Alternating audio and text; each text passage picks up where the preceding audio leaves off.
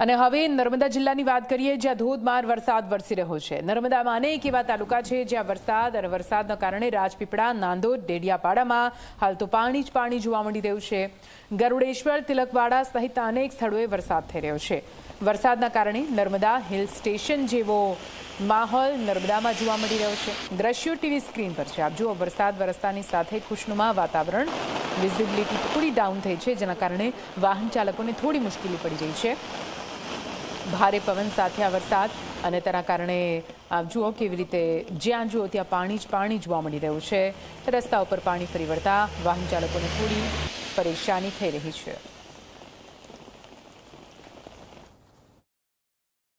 નર્મદા જિલ્લામાં મેઘરાજાએ ધમાકેદાર શરૂઆત કરી છે। આપ જોઈ શકો છો કે નર્મદા જિલ્લાના અલગ અલગ તાલુકાઓમાં કઈ રીતના જે વરસાદ છે તે વરસી રહ્યો છે। અત્યારે જે તમે દ્રશ્ય જોઈ રહ્યા છો તે નર્મદાથી જે રાજપીપળાથી ડેડિયાપાડા જવાનો જે રોડ છે ત્યાં ખૂબ જે વરસાદ છે તે વરસી રહ્યો છે।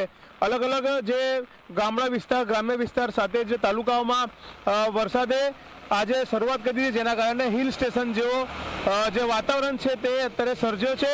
તે રીતના તમે જોઈ શકો છો કે કઈ રીતના ટુ વ્હીલર ચાલક હોય કે પછી તમામ લોકોને વરસાદમાં પલળતા જવાનો વારો આવ્યો છે। કારણ કે છેલ્લા ઘણા સમયથી લોકો વરસાદની રાહ જોતા હતા, કારણ કે ગરમીના કારણે લોકો ત્રાસી ગયા હતા અને હવે જ્યારે વરસાદે શરૂઆત કરી દીધી છે ત્યારે વાતાવરણ પણ ખૂબ સુંદર બન્યું છે। લોકોમાં ખુશી છે અને ખાસ કરીને ખેડૂતો જે છે તેઓ ખુશખુશાલ થયા છે, કારણ કે જે રીતના વરસાદ લંબાયો છે અને વરસાદ લંબાતા ખેડૂતોને ચિંતા થઈ હતી, પરંતુ હવે વરસાદની શરૂઆત થતાની સાથે જ કહી શકાય કે ખેડૂતો અને લોકોની અંદર ખુશી જોવા મળી રહી છે।